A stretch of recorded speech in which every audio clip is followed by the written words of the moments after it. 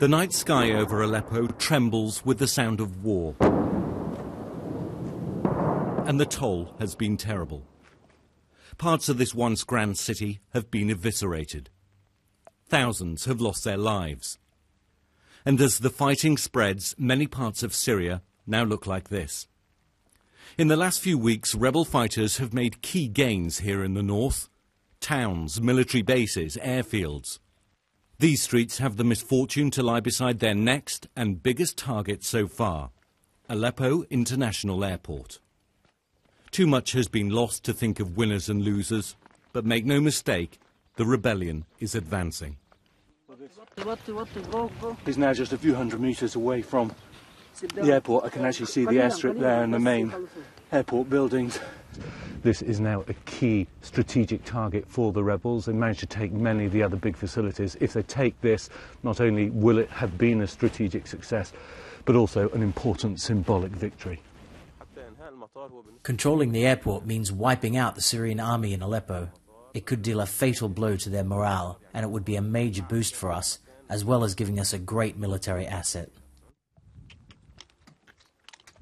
Civilians pay the highest price for this ambition, a battle for Syria's future that makes refugees of its own people. We sped south past artillery and mortar positions mounted on the hills in the distance. An army column's been trying to advance to protect the airport.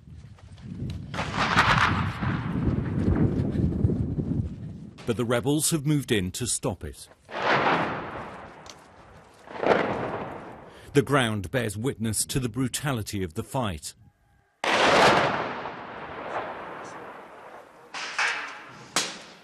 And the black flag planted in the roundabout lets everyone know who's leading the resistance. Armed jihadis engaged in a holy war. We saw foreign fighters from Libya, Iraq and Saudi Arabia. Together with Syrian Islamists, they seem to dominate the front lines.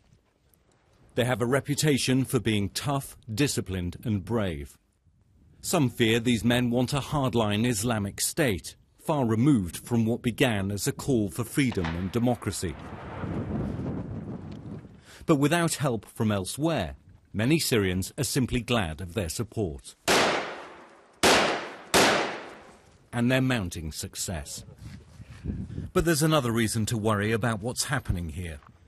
Only a few kilometres away is the vast military complex of Al-Safira, believed by some to store part of Syria's suspected chemical weapons stock. And it's in the rebel sights. The town of Al-Safira has been pounded relentlessly in a fight that resonates far beyond Syria's borders. Towns like Al-Safira across Syria seem to have borne the brunt of much of the fighting and certainly much of the government shelling.